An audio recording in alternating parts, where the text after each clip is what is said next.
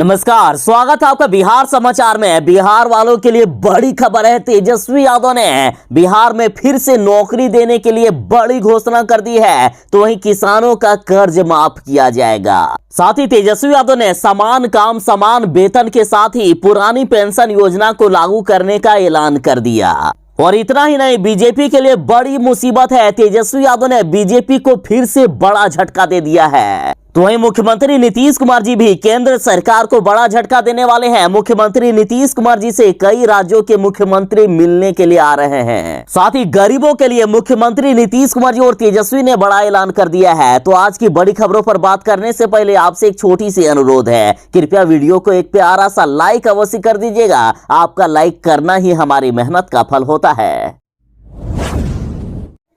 तेजस्वी यादव ने वादा किया है कि हम पुरानी पेंशन योजना लागू करेंगे। और तेजस्वी यादव जैसे ही सत्ता में आए हैं तो बिहार में अब पुरानी पेंशन योजना को लेकर लोगों की उम्मीदें बढ़ गए हैं कि तेजस्वी यादव जरूर ही पुरानी पेंशन योजना को लागू कर देंगे। और कुछ दिन पहले की बात है कि झारखंड में भी पुरानी पेंशन योजना को लागू करने को लेकर फैसला ले लिया गया है। और इधर तेजस्वी यादव जैसे ही सत्ता में आए हैं तो तेजस्वी यादव ने ऐलान कर दिया है कि हम अपने सभी वादों को पूरा करेंगे, चाहे 10 लाख सरकारी नौकरी देने का वादा हो, समान काम समान वेतन का वादा हो या पुरानी पेंशन योजना का वादा।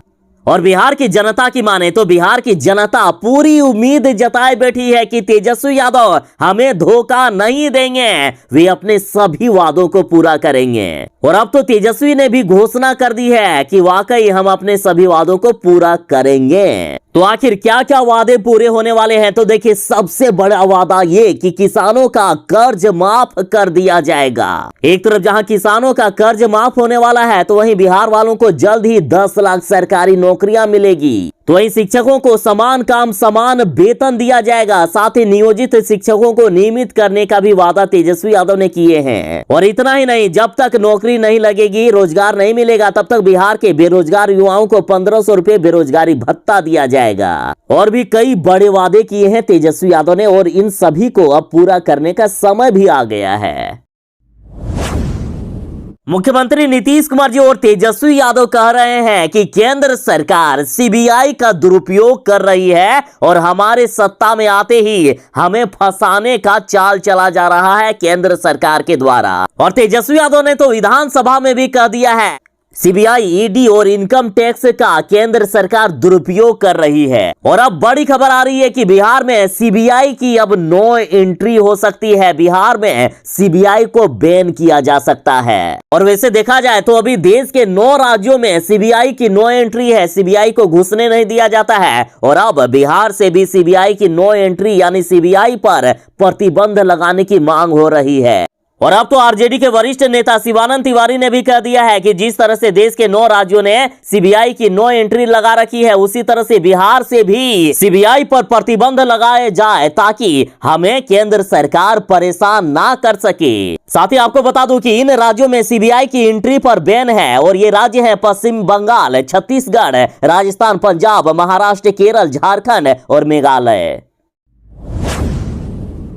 मुख्यमंत्री नीतीश कुमार जी अगला प्रधानमंत्री बनेंगे, इसकी पूरी तैयारी मुख्यमंत्री जी ने कर दिया है। पूरे देश के विपक्ष को एकजुट करने में लग गए हैं मुख्यमंत्री जी। और 31 अगस्त को पटना आ रहे हैं तेलंगाना के मुख्यमंत्री और मुख्यमंत्री नीतीश कुमार जी से मुलाकात करेंगे। और 2024 के लोकसभा चुनाव पर चर्चा होगी कि कैसे इस बार मोदी जी को हटाकर मुख्यमंत्री नीतीश कुमार जी प्रधानमंत्री बन सके। मुख्यमंत्री नीतीश कुमार जी ने लालू यादव और सोनिया गांधी के साथ मिलकर पूरे देश से बीजेपी का सफाया करने का पूरा एक्शन प्लान सेट किया है। साथ ही आपको बता दें कि के चंद्रशेखर राव सत्तारूढ़ भारतीय जनता पार्टी के खिलाफ देश भर में विपक्षी दलों को एक करने के मिशन पर पहले से ही हैं। और इन दोनों मुख्यमंत्रियों की मुलाकात बीजेपी के लिए बड़ी मुसीबत हो सकती है। और इधर मुख्यमंत्री नीतीश कुमार जी प्रधानमंत्री बने, इसके लिए जदयू, राजद,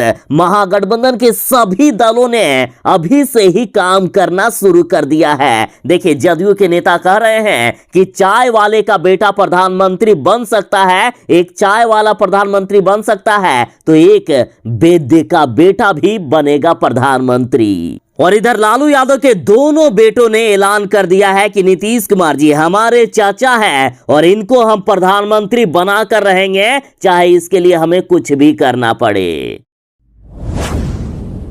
तेजस्वी यादव के सत्ता में आते ही बिहार का हर वर्ग उम्मीद जताए बैठा है कि हमें अब नौकरी जरूर ही मिलेगी। तेजस्वी यादव पर सभी 100% से भी ज्यादा भरोसा कर रहे हैं। और देखिए, बिहार में यदि खिलाड़ियों की बात करें तो बिहार के खिलाड़ियों की स्थिति काफी दयनीय है। बिहार के कई खिलाड़ी जिन्होंने कई पदक जीते हैं, वे या तो आज चाय के दुकान खोलकर बैठे हैं या फिर पंचर बना रहे हैं। लेकिन तेजस्वी के सत्ता में आने के बाद खिलाड़ियों में एक उम्मीद जागी है। खिलाड़ी कह रहे हैं कि तेजस्वी यादव खुद एक खिलाड़ी हैं और खास करके कला संस्कृति युवा विभाग के मंत्री से अब उम्मीद है कि हमें सरकार अब नौकरी जरूर ही देगी या फिर हमें रोजगार अब अवश्य ही मिलेगा। देखिए, बिहार के खिलाड़ियों की जिंदगी में तब क्रांति आई थी जब सरकार ने ऐलान किया था कि पदक लाओ और नौकरी पाओ। खिलाड़ी देश के कई मेडल तो लेकर आए, लेकिन उन्हें नौकरी नहीं दी गई। और जब राष्ट्रीय खेल दिवस जो कि 29 अगस्त को मनाया जाता है, तो उस पर कई मीडिया चैनलों ने खिलाड़ियों से बात की तो सभी ने यही कहा है कि तेजस्वी यादव खुद खिलाड़ी हैं और वो बिहार के उप मुख्यमंत्री बन गए हैं, तो हमें पूरा उम्मीद है कि तेजस्वी यादव हमें भी रोजगार या नौकरी जरूर ही देंगे। और तेजस्वी यादव की माने तो तेजस्वी यादव ने ऐलान किया है कि हम 10 लाख सरकारी नौकरी देने वाले थे।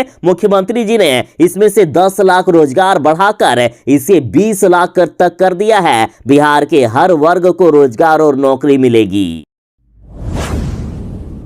जब पंछी के पर काट दिया जाता है तो किस तरह से लाचार हो जाती है पंछी, कुछ इसी तरह से बीजेपी का हाल है। अब बिहार में सीबीआई की नो एंट्री लागू हो रही है। यदि सीबीआई को छापेमारी करने के लिए बिहार आना है तो पहले तेजस्वी यादव की सरकार से परमिशन लेना होगा। यदि तेजस्वी यादव या महागठबंधन की सरकार सीबीआई को परमिशन देंगे तभी राज्य में घुस पाएंगे सीबीआई, वरना नहीं घुस पाएंगे। और तेजस्वी यादव ने बार बार कहा है कि केंद्र सरकार सीबीआई का दुरुपयोग कर रही है। सीबीआई केंद्र सरकार की यानी बीजेपी की जमाई है। और सीबीआई की नो एंट्री की खबर के बाद सुशील कुमार मोदी जी को बड़ा झटका लगा है। सुशील मोदी जी ने कहा है कि केंद्र सरकार सीबीआई का दुरुपयोग नहीं कर रही है। बिहार में सीबीआई की एंट्री पर रोक लगाई जा रही है और इसके लिए मुख्यमंत्री नीतीश कुमार जी और डिप्टी सीएम तेजस्वी यादव के बीच सहमति बन गई है। और इस खबर के बाद देखिए, विजय सिन्हा भी काफी ज्यादा चिंतित हैं। इन्होंने कहा कि संवैधानिक एजेंसी को कोई रोक नहीं सकता है। और सीबीआई की नो एंट्री की खबर के बाद सुशील कुमार मोदी जी को बड़ा झटका लगा है। सुशील मोदी जी ने कहा है कि केंद्र सरकार सीबीआई का दुरुपयोग नहीं कर रही है। और सीबीआई के दुरुपयोग के बारे में प्रूफ करने के लिए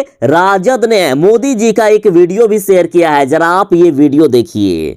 सीबीआई का राजनीतिकरण, इस सीबीआई का दुरुपयोग, निर्दोष लोगों को परेशान करने के लिए सीबीआई का अनाप शनाप कारनामे जो चलाए जा रहे हैं, कभी न कभी तो आपको हिंदुस्तान की जनता को जवाब देना पड़ेगा। मैं तो हैरान हूँ किस प्रकार से सीबीआई का दुरुपयोग ये लोग कर सकते हैं। ये मेरे साथ न गुजरी होती मुझे पता ही नहीं चलता कि इतना दुरुपयोग करते हैं।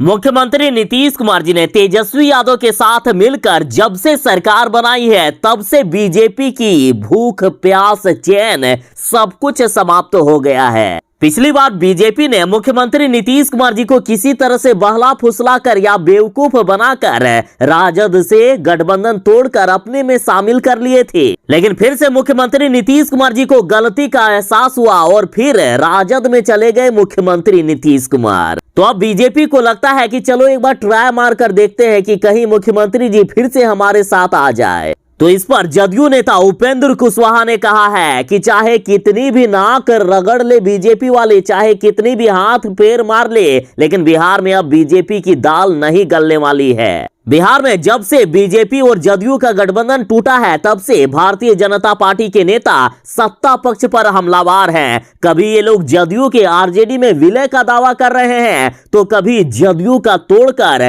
तेजस्वी यादव के मुख्यमंत्री बनने की भविष्यवाणी कर रहे हैं। मतलब जब जिस नेता को जो मन में आए सो बोल रहे हैं। लेकिन उपेंद्र कुशवाहा ने कहा है कि अब कुछ भी नहीं होने वाला है। बीजेपी चाहे कितना भी नाक पैर रगड़ ले, लेकिन बिहार में अब बीजेपी की दाल नहीं गलने वाली है। मुख्यमंत्री जी अब किसी भी कीमत पर बीजेपी के साथ नहीं जाने वाले हैं। अब तो यहां तक कहा जा रहा है कि बीजेपी वाले अब ये समझ ले कि मुख्यमंत्री नीतीश कुमार जी प्रधानमंत्री बनने वाले हैं और तेजस्वी यादव को बिहार का मुख्यमंत्री बनाएंगे नीतीश कुमार जी।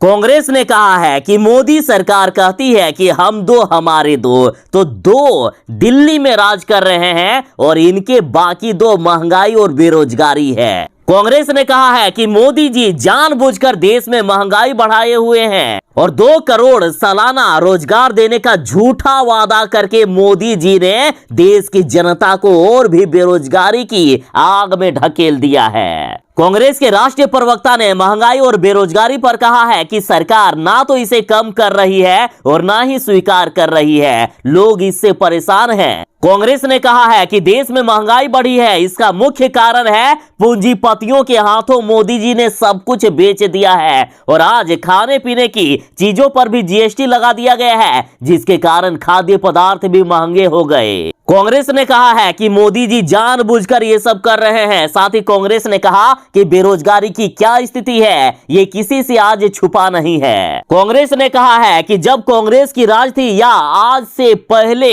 कभी भी ठेके पर नौकरी नहीं दी जाती थी, लेकिन आज मोदी जी अग्निवीर बना रहे हैं। कांग्रेस ने कहा कि मोदी सरकार लगातार मनमानी कर रही है और जनता को परेशान करने के लिए खाने पीने के सामान पर भी जीएसटी लगाया जा रहा है, जो अन्याय है। ये निष्ठुर सरकार हो गई है, इसे जनता की कोई फिक्र नहीं है। जनता की परेशानी को सरकार नजरअंदाज कर रही है।